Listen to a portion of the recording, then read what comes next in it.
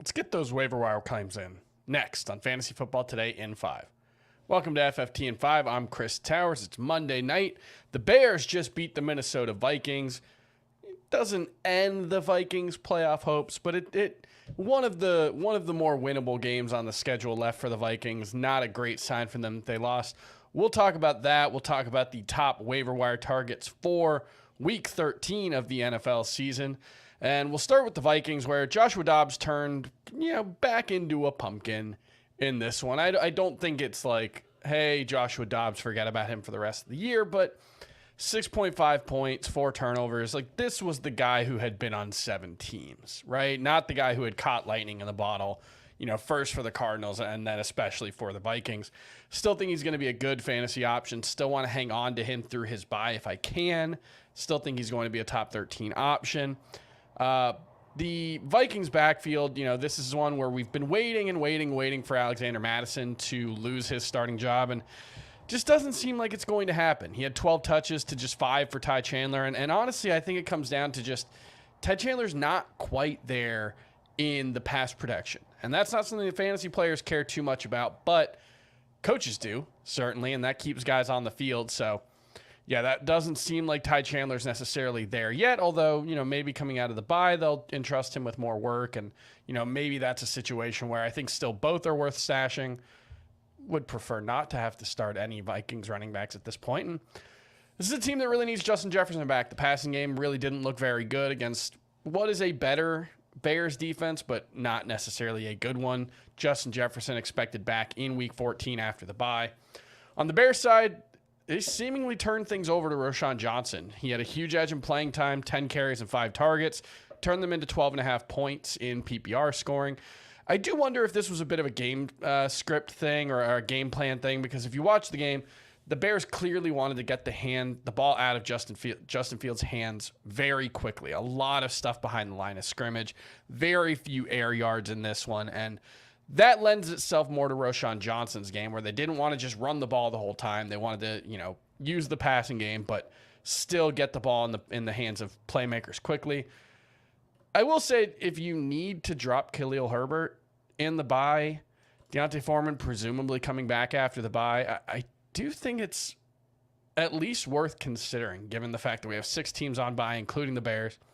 Herbert, if he's in an even timeshare with Roschon Johnson, he's probably a pretty fringy fantasy option. If he's the number 2 behind Roschon Johnson like he was tonight, then, well, as you saw, he's not really worth using. And then DJ Moore just continues to absolutely dominate with Justin Fields. This is a miss for me, for sure, in my evaluation. He's averaging 22.2 PPR points in the games that Justin Fields has started and finished. 11 catches for 114 yards. He did limp off the field late in this one, so, hopefully he's okay. The Bears have that bye in Week 13, so hopefully he won't miss any time. But, yeah, DJ Moore has just been absolutely awesome. And then the nice thing is the big volume the past couple of weeks, especially since Justin Fields has been back. Early on in the season, it was very fluky. It was a lot of, big plays after the catch, a lot of touchdowns, low volume, 7 targets per game. The last couple of games, it's been double-digit targets. That makes it a lot easier to buy into. All right, let's move on to the top waiver wire targets for Week 13. And we talked about it last night. It's not a great week for waiver wire guys, especially coming out of Week 12. There just weren't a lot of widely available guys. If Jordan Love's available in your league, he's 80% rostered. He is my top streamer for those 20% of leagues where he's available. If not, and you need a QB and we're missing, Josh Allen, Lamar Jackson, Joshua Dobbs, Justin Fields, 4, top 12 quarterbacks for me for the last few weeks. Gardner Minshew, I guess, or Kenny Pickett. Kenny Pickett, we saw the Steelers offense take a big step forward. I think talking to Jamie Eisenberg, he does have Gardner Minshew as his top quarterback on the waiver wire. I think I'd lean towards Kenny Pickett with that matchup against the Cardinals and the offense looking better last week, but they're both in that top 15-ish range for me for Week 13, so viable in a bad week for streamers. But the top target, look, if you need a tight end, if you don't have Travis Kelce, Sam Laporta, TJ Hawkinson, Dalton Kincaid, Trey McBride, George Kittle, maybe 1 or 2 other guys, Pat Freiermuth should be your top target. if you're missing Dalton Kincaid this week, Pat Freiermuth should be your top target. He's someone who just had 12 targets, 9 catches, led the NFL in receiving with 120 yards, which is amazing. That one, the number's relatively low, and then two, a tight end led the NFL in receiving for a week, and it was Pat Freiermuth. But the Steelers offense, they were throwing the ball across the middle of the field. They were leaning on Freiermuth to move the chains. It was a big role.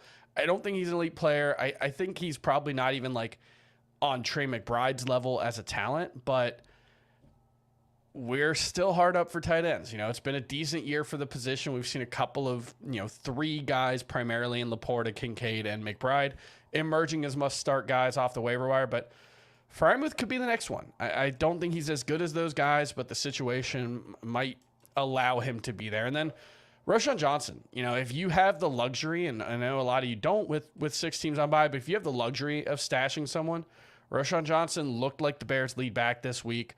Obviously, Deontay Foreman could change that, but I really, think we could be seeing a situation where they turn things over to him after the bye. So that's something to keep in mind with Roschon Johnson, where if you've got the luxury that you don't need someone this week, consider him. And that's going to do it for FFT and 5. Make sure you listen to the full episode of Fantasy Football today for a full breakdown of the waiver wire targets for Week 13, and we'll see you tomorrow.